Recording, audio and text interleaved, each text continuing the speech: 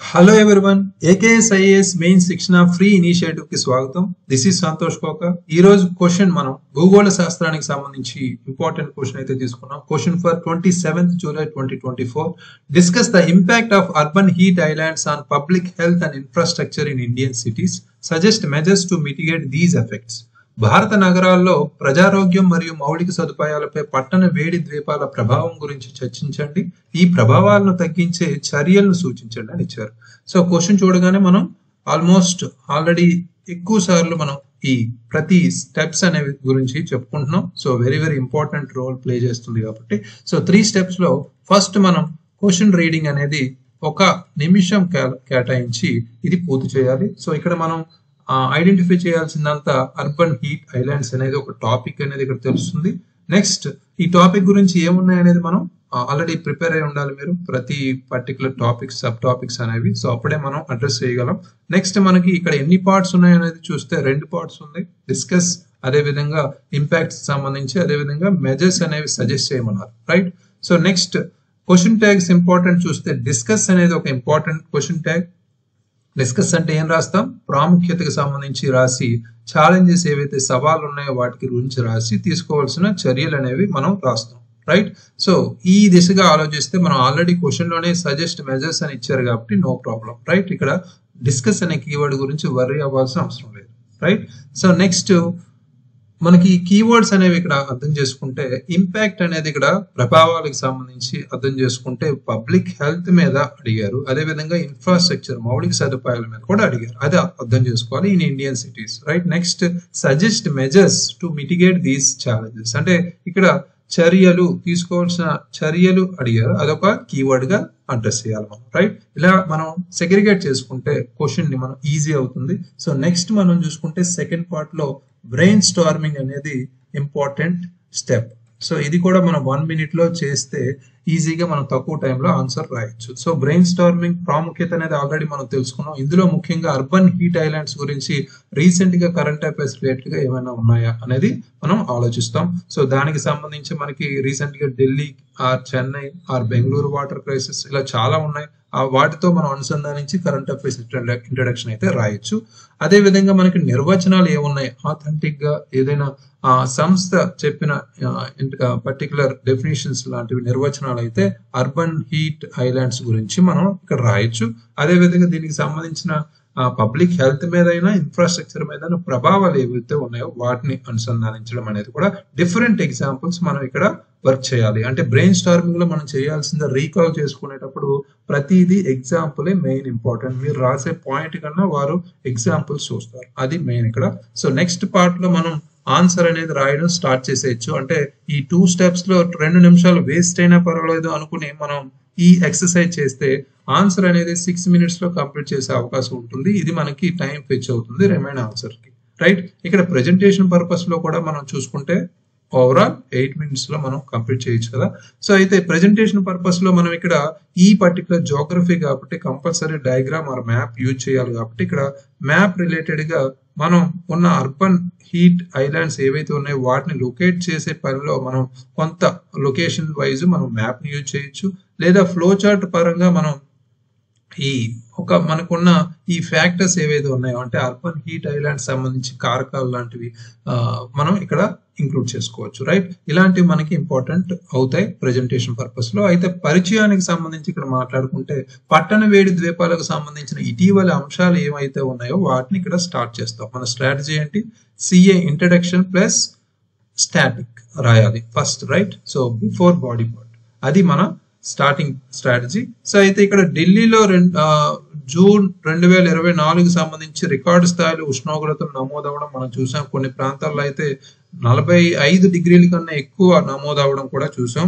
Especially భారతీయ నగరాల్లో ఈ urban heat islands తీవ్ర ప్రభావాన్ని స్పష్టం చేసే అంశంగా మనం తీసుకోవచ్చు. నెక్స్ట్ మనం దీనికి సంబంధించి స్టాటిక్ ఇన్ఫర్మేషన్ లింక్ చేయాలి కాబట్టి సంక్షిప్త వివరణ ఏదైతే ఉందో దీనికి సంబంధించి అంటే నిర్వచనం రాయొచ్చు. ఇక్కడ మనం ముందే చెప్పినట్టు నిర్వచనం, అదే విధంగా దీనికి సంబంధించిన కారకాలు కూడా రాయొచ్చు. ఈ 2 రాస్తే సరిపోతుంది. ఈ కారకాలనే మనం ప్రెజెంటేషన్ పర్పస్ గా మనం ఇక్కడ ఫ్లో చార్ట్ ని యూజ్ చేసి మన ఆన్సర్ ని కొంత స్పష్టంగా ఎగ్జామినర్ కి కొంత డిఫరెంట్ గా చూపిస్తాం అంతే, రైట్? లేదా ఇక్కడ మ్యాప్ వైజ్ మనం చెప్పుకున్నాం కాబట్టి అర్బన్ సిటీస్ ఏవైతే ఉన్నాయో దీనికి సంబంధించి మనం లింక్ చేయొచ్చు, రైట్? ఐడెంటిఫై చేయొచ్చు. సో అయితే నెక్స్ట్ నిర్మాణంలోకి వెళ్తే బాడీ పార్ట్ లో ఫస్ట్ కీవర్డ్స్ ని మనం అడ్రస్ చేస్తూ ఉంటే భారత నగరాల్లో ప్రజా ఆరోగ్యంపై ప్రభావం ఫస్ట్ పార్ట్ ఇది. సో వేడి సంబంధిత రోగాలు అనేవి ఎక్కువగా ఇవి బయటకు వస్తాయి ఈ పర్టికులర్ అర్బన్ హీట్ ఐలాండ్స్ వల్ల, రైట్? సో ఇక్కడ ముఖ్యంగా మనకి వడదెబ్బలు తగలడం కానీ, మన డీహైడ్రేషన్ అయిపోవడం కానీ ఇలాంటివి జరుగుతుంటాయి కాబట్టి ఇది ఎక్కువగా జరుగుతుంటాయి. దీనికి సంబంధించిన ఎగ్జాంపుల్ మనం మాట్లాడుకుంటే అహ్మదాబాద్ లో కూడా మనకి రీసెంట్ గా మనం చూసుకుంటే అహ్మదాబాద్ లాంటి నగరాలు కానీ మనం తరచూ ఎక్కువగా మనం మాట్లాడుకుంటాం. రీసెంట్ ఎగ్జాంపుల్స్ వైజ్ మనకి ఉన్న నగరాలు హైదరాబాద్ కానీ, చెన్నై కానీ ఇలాంటి నగరాలు కూడా ఎగ్జాంపుల్ తీసుకోవచ్చు. అయితే 1300కి పైగా మరణాలు అయితే తీవ్ర ఆరోగ్య ప్రభావాలను సూచించాయి అనేది కూడా ఈ వేడిగాల వల్ల జరిగింది. సో గాలి నాణ్యత క్షీణత అనేది కూడా పెరిగింది అనేది కూడా చూస్తున్నాం. ఎప్పుడైతే గాలి నాణ్యత గురించి మాట్లాడతామో ఆల్మోస్ట్ ఎవరికి చెప్పక్కర్లేదు. సో ఢిల్లీ అనేది మనం క్లియర్ కట్ గా మనం చెప్తాం ఎగ్జాంపుల్. సో నెక్స్ట్ మానసిక ఆరోగ్యానికి సంబంధించి ఎక్కువ కాలం గల ఉష్ణోగ్రతలకు గురైనప్పుడు ఒత్తిడి మరియు ఆందోళన కలగచ్చు. ఇది మానసిక ఆరోగ్యాన్ని ప్రభావితం చేస్తుంది అనేది కూడా మనం చెప్తూ ఇక్కడ ముఖ్యంగా ఎగ్జాంపుల్స్ కూడా మనం నిర్వచించాలి. సో నెక్స్ట్ మనం ముఖ్యంగా చూసుకుంటే నిర్మాణంలో ఫస్ట్ పార్ట్ ని అడ్రస్ చేసాం. సెకండ్ పార్ట్ లో చూసుకుంటే మనకి ఇన్ఫ్రాస్ట్రక్చర్ ఇండియన్ సిటీస్ అనేది ఉంది, అంటే మౌలిక సదుపాయాల మీద. అంటే నేను మూడు పాయింట్లు ఎందుకు రాస్తున్నానో మీకు అర్థమైంది కదా. ఇక్కడ ఆల్రెడీ ఫస్ట్ పార్ట్ లో మనం అడ్రస్ చేయాల్సింది ఇది, సెకండ్ పార్ట్ లో మేజర్ గా ఇక్కడ ఇచ్చాడు కాబట్టి సజెషన్స్ ఎక్కువ రాయాలి, రైట్? ఇక్కడ సజెస్ట్ మెజర్స్ అని సపరేట్ గా ఇచ్చాడు. మనం ఇప్పుడు ఆన్సర్ రాసేటప్పుడు మెజర్స్ అనేవి వాడు అడగడు, జస్ట్ ఛాలెంజెస్ కానీ ప్రాముఖ్యత కానీ అడుగుతాడు. మనం మెజర్స్ వరకు తీసుకెళ్తాం. సో మెజర్స్ అనేవి 2-3 పాయింట్లు రాసి ముగించవచ్చు అని చెప్పాం. బట్ ఇక్కడ వాడు క్వశ్చన్ లోనే సజెస్ట్ మెజర్స్ అన్నాడంటే ఇది second part of the answer. అంటే ఆల్మోస్ట్ 1 పేజ్ దీనికి మనం కేటాయించాలి. ఒక 5 to 6 ఎగ్జాంపుల్స్ అయినా మనం రాయాలి, రైట్? పాయింట్స్ అయినా. భారత నగరాల్లో మౌలిక వస్తువులపై ప్రభావాలకు సంబంధించి మనం మాట్లాడుకుంటే శక్తి డిమాండ్ లేదా ఇంధనానికి సంబంధించిన డిమాండ్ అయితే మనకి ఎక్కువ ఉంది. సో ఇక్కడ మేజర్ గా చూసుకుంటే 2022 మే లో మనకి ముఖ్యంగా ముంబై యొక్క కొన్ని ప్రాంతాలు రికార్డు స్థాయి వేడి తరంగ పరిస్థితుల కారణంగా ఈ పవర్ షార్టేజెస్ అయితే జరిగాయి. సో రోడ్లు మరియు భవనాలు దెబ్బతినడం అనేది కూడా మనం చూసాం. ఆల్రెడీ మనం చెన్నైలో చూసుకుంటే మనకి ఎక్కువగా ఈ మున్సిపల్ కార్పొరేషన్ వేడి సంబంధిత నష్టాల కారణంగా రోడ్డు నిర్వహణ ఖర్చులు పెరిగాయని కూడా నివేదించారు. So very important. నెక్స్ట్ నీటి సరఫరా ఇబ్బందులకు సంబంధించి మనం మాట్లాడుకున్నాం. ఇక్కడ నీటి డిమాండ్ పెంచే విధంగా ఇది ఎక్కువగా జరిగింది. ఎప్పుడైతే నీటి సరఫరా గురించి మాట్లాడుకున్నామో ఆల్రెడీ మనం రీసెంట్ గా చూసిన బెంగళూరు ఎగ్జాంపుల్ అయితే ఇక్కడ లింక్ చేయొచ్చు. ఎందుకంటే పెరిగిన ఉష్ణోగ్రతల కారణంగా పెరిగిన నీటి డిమాండ్ బెంగళూరులో వేసవిలో తీవ్రమైన నీటి కొరతను వెచ్చించే విధంగా మనం చూసాం రీసెంట్ గా. సో అది కనెక్ట్ చేసుకోవచ్చు. నెక్స్ట్ మనం మాట్లాడుకుంటే ఇక్కడ సజెషన్స్ అనేవి సెకండ్ పార్ట్ ని అడ్రస్ చేస్తూ మనం ఇక్కడ ఈ ప్రభావాలను తగ్గించడానికి అవసరమైన చర్యలు అనేది, అంటే చాలా మంది అవసరమైన చర్యలు ఇలా పెడుతుంటాం. మనం క్వశ్చన్ లో ఉన్నది క్లియర్ కట్ గా అతనికి అంటే ఎగ్జామినర్ కి అర్థమయ్యే విధంగా సైడ్ హెడ్డింగ్ పెట్టడం అనేది చాలా ముఖ్యం. ఇక్కడ వృక్ష సంపద పెంచడం అనేది గ్రీన్ కవర్ ని ఇంక్రీజ్ చేయడం అనేది ఒక ఎగ్జాంపుల్. దీనికి సంబంధించి మనం ఎగ్జాంపుల్ గా చెప్తే సో ఒక పాయింట్. సో ఎగ్జాంపుల్ గా చెప్తే హైదరాబాద్ లో మనకున్న తెలంగాణ ప్రభుత్వం హరితహారాన్ని ఉద్యమంగా తీసుకెళ్తూ రాష్ట్ర పచ్చ ఈ వృక్ష సంపదను పెంచడానికి ఆల్మోస్ట్ 33% పెంచుకోవాలి అనే టార్గెట్ ని పెట్టుకున్నారు. సో దీనికి సంబంధించి మనం ఎక్కువగా మిగతా రాష్ట్రాలు కూడా దీన్ని అవలంబించవచ్చు అనే దాన్ని మనం కనెక్ట్ చేయాలి. నెక్స్ట్ చల్లని పైకప్పులు మరియు కాలిబాటలకు సంబంధించి మనం మాట్లాడుకుంటే ఆల్రెడీ మనకి అహ్మదాబాద్ లో ఈ పర్టికులర్ కూల్ రూఫ్ ప్రోగ్రామ్ అనేది ఉష్ణోగ్రతలను 5 డిగ్రీ సెంటిగ్రేడ్ వరకు తగ్గించడంలో విజయవంతమైంది. దాన్ని రిమైనింగ్ రాష్ట్రాలు ఆపాదించుకోవచ్చు. నెక్స్ట్ సుస్థిర నగర ప్రణాళికను ప్రోత్సహించడం అనేది కూడా ఇక్కడ మాట్లాడుకుంటే మనకు ఆల్రెడీ స్మార్ట్ సిటీస్ మిషన్ అనేది ఉంది. సో ఇలాంటి సవాళ్ళను పరిష్కరించడానికి సుస్థిర నగర ప్రణాళికను ప్రోత్సహిస్తుంది. అంటే ఇక్కడ ఏం చేస్తారు, తగినంత గాలి ప్రభావం కానీ లేదా ఎక్కువగా ఉష్ణ ఈ ప్రభావాలను తగ్గించడానికి ఆర్కిటెక్చర్ లాంటివి ఇక్కడ భవన నిర్మాణాలకు సంబంధించి ఇక్కడ కొన్ని ప్రత్యేకంగా ఇవి తీసుకుంటారు, చర్యలు తీసుకుంటారు. నెక్స్ట్ శక్తి సామర్థ్యానికి సంబంధించి మాట్లాడుకుంటే ఆల్రెడీ మనకి ఛాలెంజెస్ సవాల్లో మనకి శక్తి డిమాండ్ కి సంబంధించి ఒక ప్రాబ్లం ఉంది కాబట్టి దానికి సంబంధించి మాట్లాడుతున్నాం ఇక్కడ, రైట్? ఇది పరికరాలు భవన డిజైన్లను ప్రోత్సహించడం, మనకి శక్తి వినియోగం ద్వారా ఉత్పత్తి అయ్యే మొత్తం ఉష్ణాన్ని తగ్గించే విధంగా మనకి కొన్ని కొత్తగా టెక్నాలజీ కూడా వస్తుంది, దాన్ని యూజ్ చేసుకోవాలనేది చెప్తూ ఇక్కడ బ్యూరో ఆఫ్ ఎనర్జీ ఎఫిషియన్సీ నగర వేడిని తగ్గించడానికి ఆల్రెడీ మనకి ఎనర్జీ ఎఫిషియెంట్ బిల్డింగ్ కోడ్స్ ను కూడా ప్రోత్సహిస్తుంది, అది కూడా ఇంపార్టెంట్. మనం ప్రజా అవగాహనకి సంబంధించి మనం మాట్లాడుకున్న ఇక్కడ గ్రీన్ ఇండియా మిషన్ అనేది ఒకటి ఉంది, రైట్? గ్రీన్ ఇండియా మిషన్ లాంటి ప్రజా పౌరుల భాగస్వామ్యాన్ని కూడా మనం ఈ పచ్చదనం పెంచడంలో ప్రధానంగా మనం మాట్లాడొచ్చు. అయితే ఇక్కడ ప్రభావాల గురించి పౌరులకు చెప్పడం, అవగాహన కల్పించడం, పచ్చదనంతో కూడిన కార్యక్రమాల్లో పాల్గొనేలా చేయడం అనేది కూడా దీని యొక్క ఉద్దేశం. సో అయితే ఆల్రెడీ మనకి గ్రీన్ క్రెడిట్స్ అని కూడా ఉన్నాయి. మన ministry of forest and environment ఒక వెబ్సైట్ లో చూసుకుంటే గ్రీన్ క్రెడిట్స్ ప్రోగ్రామ్ అనేది ఉంది, అందులో చాలా మంది ఇండివిజువల్ కాంట్రిబ్యూషన్స్ కూడా చేస్తున్నారు, రైట్?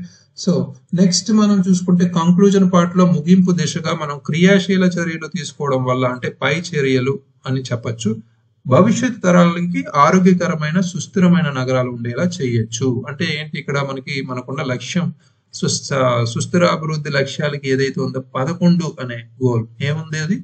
సో సుస్థిర నగరాలు మరియు సంఘాలకు సంబంధించి మనం మాట్లాడుకుంటే ఈ పర్టికులర్ లక్ష్యాన్ని కనెక్ట్ చేస్తూ మనం 1 నుంచి 1.5 లైన్ లో ముగించేయచ్చు. ఎందుకంటే ఇప్పటికే మనం చాలా పాయింట్స్ ప్లస్ ఎగ్జాంపుల్స్ రాస్తాం కాబట్టి టైం ఉండదు, అందులోనూ మనం డయాగ్రామ్ కూడా జియోగ్రఫీకి సంబంధించి ఇంక్లూడ్ చేస్తాం కాబట్టి, రైట్? ఇది బెస్ట్ స్ట్రక్చర్. సో అయితే ఈ రోజు ఆన్సర్ చూస్తే ఇది మనకి అపర్ణ రాశారు. సో భారతదేశంలో స్మార్ట్ సిటీ అభివృద్ధికి ఎంపిక చేసిన ప్రాంతాలు పట్టణ వేడి ద్వీపాలుగా మారే అవకాశం ఉందని పరిశోధనలు సూచించారు అనేది చెప్తున్నారు. Recent current affairs related start చేశారు, very good. So urban heat islands అనేవి ఎక్కువ ఉష్ణోగ్రతలు కలిగి ఉన్న అనేది ఇక్కడ డెఫినేషన్ తో స్టార్ట్ చేశారు. కారణాలు కూడా ఒక ఫ్లో చార్ట్ లో లింక్ చేశారు, వెరీ గుడ్. మనం ఏదైతే చెప్పామో స్ట్రాటజీ కంప్లీట్ గా ఫాలో అయ్యారు. నెక్స్ట్ యుహెచ్ఐస్ ప్రభావాలకు సంబంధించి మాట్లాడుకుంటే ఇక్కడ ప్రతి పాయింట్ కి సంబంధించి మనం మాట్లాడుకుంటే ఎలా పర్టికులర్ గా శక్తి వినియోగానికి సంబంధించి కావచ్చు, పెరిగిన శక్తి వినియోగం వల్ల గ్రీన్ హౌస్ వాయువులు రావడం, వాటి వల్ల గాలి నాణ్యత దెబ్బతినడం, వృద్ధులు చిన్నపిల్లల ఆరోగ్యం పట్ల ఎలా సమస్యలు ఎదుర్కొంటారు అనేది కూడా ఇక్కడ ఇంక్లూడ్ చేశారు. బట్ ఇక్కడ ఎగ్జాంపుల్స్ కూడా ఇక్కడ ఉంటే ఇంకా బెటర్, సో అవి మిస్ అయ్యారు, చూసుకోండి. నెక్స్ట్ ఉపశమన వ్యూహాలకు సంబంధించి మాట్లాడుకుంటే చెట్లు నాటడం, పార్కుల అభివృద్ధి, కూల్ రూఫ్లు, పేమెంట్లు, ఇక్కడే మనకి ఉపశమన చర్యలు కూడా లింక్ చేశారు. ఓకే, సో నెక్స్ట్ మనం చూసుకుంటే భారతదేశంలో ఏ ప్రభావాలు తగ్గించే చర్యలుగా మనం మాట్లాడుకుంటే పట్టణ పచ్చదనాన్ని పెంచడం ద్వారా ఇక్కడ ఢిల్లీ డెవలప్మెంట్ అథారిటీ ఢిల్లీలో పార్కులు కానీ అర్బన్ ఫారెస్ట్లు అభివృద్ధి చేస్తుందని, యమునా బయోడైవర్సిటీ పార్క్ వాతావరణాన్ని చల్లబరచడం కానీ గాలి నాణ్యత పెంచడం కానీ, right? Ahmedabad heat action plan కూడా లింక్ చేశారు, కూల్ రూఫ్ టెక్నాలజీని ఉపయోగించడం. చెన్నై యొక్క గ్రీన్ బిల్డింగ్ ఉద్యమం కూడా లింక్ చేశారు, వెరీ గుడ్. స్థిరమైన పట్టణ ప్రణాళికలు అమలు చేయడం, బెంగళూరు అర్బన్ ప్రణాళిక. ప్రజా రవాణా మెరుగుపరిచే వాహన ఉద్గారాలు తగ్గించడం, Kolkata public transport system, very good. Each and everything second part అయితే చాలా బాగా రాశారు, 5 పాయింట్లకి 5 ఎగ్జాంపుల్స్ తో. అవగాహన కార్యక్రమాల భాగస్వామ్యం ద్వారా సూరత్ హీట్ యాక్షన్ ప్లాన్ కూడా లింక్ చేశారు. ఈ విధంగా ప్రభుత్వ ప్రైవేటు రంగాలు మరియు సమాజ సహకారంతో భారతీయ నగరాల్లో యుహెచ్ఐల ప్రభావాన్ని తగ్గించి ఆరోగ్యకర వాతావరణాన్ని భవిష్యత్ తరాలకు అందించాల్సిన బాధ్యత అందరిపై ఉందనేది ఇక్కడ స్పష్టం చేశారు, వెరీ గుడ్.